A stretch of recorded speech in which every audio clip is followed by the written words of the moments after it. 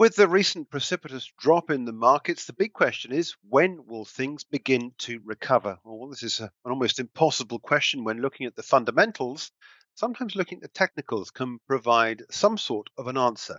Now, joining us now for this is technical analyst Ron William from RW Advisory, who's in Singapore and joining us on the line. Ron, it's good to catch up with you again. We quite often speak in the studio, but I know you're busy there in Singapore. Before we get into your charts that illustrate your point, I wanted to open with a brief, broad question about what are the opportunities in this new environment that we've seen ourselves move into very swiftly in the last 3 or 4 weeks? Well, I mean, what a strong start to the year, and of course, volatility is definitely here with the 30% crash we've seen in just a few weeks. And I think with that, the best answer I can say is learning to be calm in the eye of the storm. And so, for some of the short-term traders out there, being really just astute, fast enough, and on the trading side, but very much kind of focusing more on the risk and money management side, and right here and now, potentially catching that falling knife. That, of course, is a very dangerous situation to be in, but nonetheless, something interesting to talk about. Let's bring up your first chart. I know we're talking here about the S&P 500. Now, this index we've been monitoring, and we've seen both limit down and limit up. So a lot of volatility in this. But let's take a look at this first chart and just talk us through what it is you're trying to illustrate here. Yeah, so fortunately able to call the top back in both January 13 and 14th of Feb on the back of a double layer of exhaustion signals. I mean, many people have been looking for a top in the market for some time, including myself. But this is finally the pin that did burst the bubble, the coronavirus and many other things that took place. Of course, oil supply shock out of Saudi and really anything that can break the bull's back, which is what we have finally seen.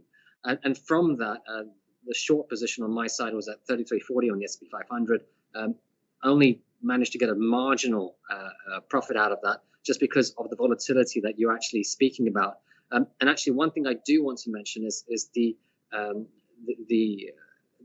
liquidation patterns that we've been seeing precipitously in the last few weeks of this fall. You can see there just on the candle pattern basis, every time we had a late intraday rally, it just got hit down to a new low breakout. And really, this is liquidation on the price pattern, but also we just read the headlines here. Some strong strategies are no longer working the way that they did before. And there's a lot of stories about mega hedge funds that are getting hit quite hard, ETFs that have reversed quite sharply. And as you mentioned, the limit down. So liquidity is becoming an issue. Tried and trusted strategies that have worked in the previous 10, 11-year cycle is now under real scrutiny and test. And so we're seeing some quite fast-moving markets at the moment. And right here and now, we're at the 2018 low. We've broken below it, but we're still hovering around it, around 23.47, and the intraday low at 22.81. I saw the futures also push down lower into our session today. Yeah, I just want to talk about the point at which we're at the moment and your thoughts on potential downside from this point. If we get a healthy close below that level you point out there, where do we go? What's the story there on? Well, one step before that is maybe potential rebound that will likely happen based upon the kind of oversold nature in the market, possibly into the start of April. That happens to coincide with some of the short-term projections for a peak in the coronavirus cases. Of course, that's a moving goalpost that is a real unknown. But if it does coincide with the timing cycles, then it would create a very strong cushion in the market for a rebound, doubling up with some of the additional central bank intervention that will likely continue. But from the price basis, if we do see any oversold rebound in the short term, the key levels are 26.45, 28.35, and the 3,000 psychological level, which is near a few confidence levels. Now, I've been very diligent on these price levels because, of course, if the market were to break down lower, it's really important to pick levels that will still be the same levels in the fast-moving market. So these are the key levels either to buy into for a short-term tactical long opportunity, or to maybe sell into for the bigger move down, which I do believe will likely happen. Well, let's look at that in terms of your second chart and take a look at the longer term picture, because you were right there to point out the individual candles, and we can do this because of this sudden and tremendous drop that we've had. It's almost on a daily basis. You've seen these daily candles that develop. But on the longer term picture, let's take a look at the second chart. Yes, well, a picture speaks 1,000 words, especially when it has enough history in it to really add context to the big cliff drop move that we've seen. Again, just to remind, 30% in just a few weeks. Now, if you look at it on a long-term basis, you can see that it's. I mean, this is a chart going back to the 1980s. A lot of people have been talking about the 1987 price analog, which I'll allude to in a moment. But if you actually draw a trend regression measure from the 87 low and predict it up to right now, we're actually testing the mean of that kind of 30-year level line in the sand. We're clipping below it, but we really are likely to hold around that, or around what I call the breakout level at around just below 2400, a breakout level of a further 30% to come. So that won't be a straight line move that has to happen now, but that's certainly a high risk scenario that is on my radar. And let's look at the psychology of the market. We had an overextension outside of this 30-year channel. That's a +1 standard deviation on the historical measure, and what we call a bull trap exhaustion signal, or some people call it a throwover signal. That just shows that a lot of long positions got squeezed, and that then flips the opposite direction. So that mean level around 2400 and change will be key, and also sets up a breakout of a mega double top pattern, which would push down to the Y2K peak levels and 2008 levels. So what was once a top could now be a big support level, 30% down lower. Okay, well, the next question is, how does this represent itself within the even longer term picture and some of the well-known market crashes or certain hefty corrections that we've seen? Yes, well, I mean, a look on the next chart just shows what I've always kind of deemed as a really must-watch chart. It has 100 years of historical data, and this was once taught to me by several kind of veteran mentors in the industry who spoke to me about generational long-term moves in the market. And we really need to think of this both in price terms, but also in terms of valuation. So bull and bear markets, bull markets, of course, with strong valuations, and bear markets with contracting valuation. And these are generational cycles, so they last often for 16 to 20 years. Now, most of the time, we'll ignore this type of chart because it's not going to affect our day-to-day trading. But right here, right now, I really urge people to be watching this chart because it really adds so much context. The old phrase, the rising tide that lifts all boats, is now going the opposite way. That wave is actually crushing the boats as we speak. And you can see there's a 90-year trend regression, which we've broken below on this chart, looking to push down even lower to the bottom of the channel. But more specifically, we can see how cycles shift from bull to bear, and how the current cycle is timing in with asymmetric risk into 2020 this year, and the next 2 to 3 years as a minimum repair period for this bear. So bear markets aren't just about price corrections, they're also about the amount of time that is required for the repair to take place. Let's bring it all together and talk about some comparison charts and how you've got the compare and contrast between different charts on the same picture.